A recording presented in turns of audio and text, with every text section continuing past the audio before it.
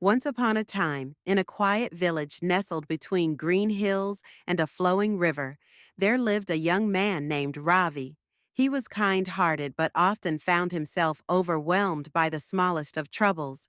If his shoe tore, he would complain all day. If it rained when he wanted sunshine, he would sigh in frustration. His mind was constantly troubled, and he felt as if life was unfair to him. One day, Ravi decided to visit the village monastery, seeking guidance from the wise monk, Master Kiran, who was known for his wisdom and patience. Ravi entered the peaceful grounds of the monastery, where the sweet scent of incense filled the air, and the gentle rustling of leaves soothed the mind. Seeing Master Kiran sitting under a large banyan tree, Ravi bowed respectfully and spoke, "Master, my mind is always filled with worries. Small problems feel so big to me. I feel trapped by my thoughts and emotions. What should I do?" Master Kiran smiled gently and said, "Come, Ravi. Let me show you something." He led Ravi to a small hut where a clay cup and a bowl of salt sat on a wooden table. The monk picked up a pinch of salt and said, "Imagine this salt represents your worries and troubles." Ravi nodded, curious. Master Kiran then asked Ravi to pour water into the cup. Ravi filled it to the brim. The monk dropped the salt into the water and stirred it with a spoon. "Now, taste it," he instructed. Ravi sipped the water and immediately spat it out. "It's too salty. I can't drink this," he said, wrinkling his nose. The monk chuckled and took the same amount of salt from the bowl. "Now, come with me," he said, leading Ravi outside to the large, serene lake near the monastery. The water was crystal clear, reflecting the blue sky. Birds chirped nearby, and the gentle breeze carried the scent of fresh blossoms. Master Kiran walked to the edge of the lake and sprinkled the salt into the water. He then cupped his hands, took a sip, and offered it to Ravi. "Drink this." Ravi hesitated but obeyed. He took a sip and found it refreshing and pure. "Master, I don't taste any salt at all." The monk nodded and said with a wise smile, "You see, Ravi, the amount of salt in your life, your troubles and worries, is the same. But whether your mind is like a small cup or a vast lake determines how you experience them. If your mind is small and narrow, even the tiniest problem feels unbearable. But if you expand your mind, no trouble can overpower you." Ravi stood silently, letting the lesson sink in. "So you're saying my problems aren't too big? It's my way of seeing them that's too small?" "Exactly," said Master Kiran. "When your perspective is limited, you focus too much on your problems. But if you broaden your mind through patience, kindness, and understanding, you will find that those same problems don't affect you as much." "But, Master," Ravi asked thoughtfully, "how do I make my mind bigger?"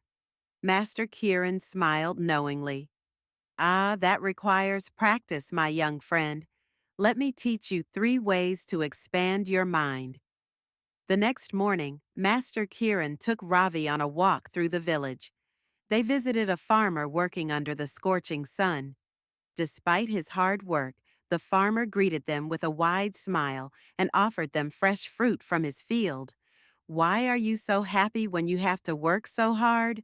Ravi asked the farmer. The farmer wiped his brow and replied, "I am grateful for the land that feeds my family. I focus on what I have, not on what I don't." Master Kiran turned to Ravi. "When you practice gratitude, Ravi, you realize that you have more than you think.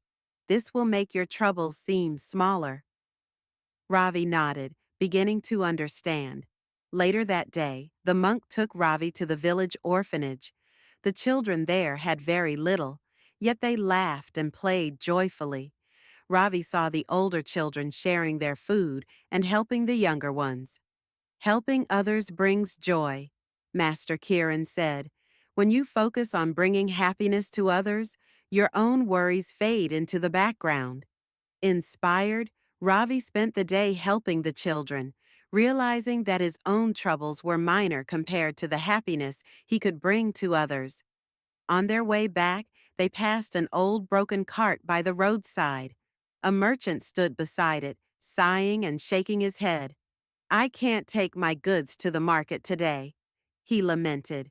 Instead of getting angry, the merchant simply sat down and waited patiently for help.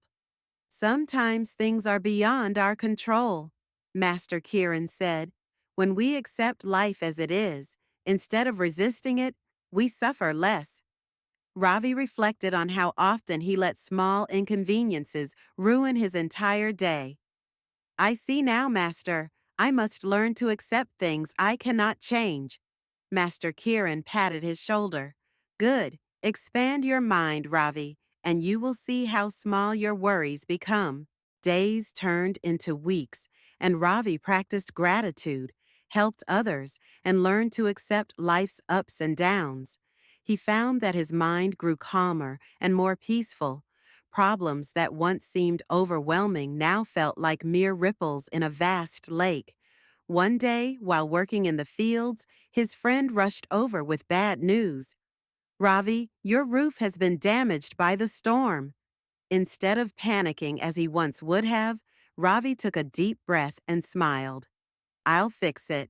At least my family is safe, and I have friends to help me. His friend stared in surprise. You have changed, Ravi. You seem happier. Ravi thought back to the cup and the lake and smiled. I have learned to expand my mind. And from that day on,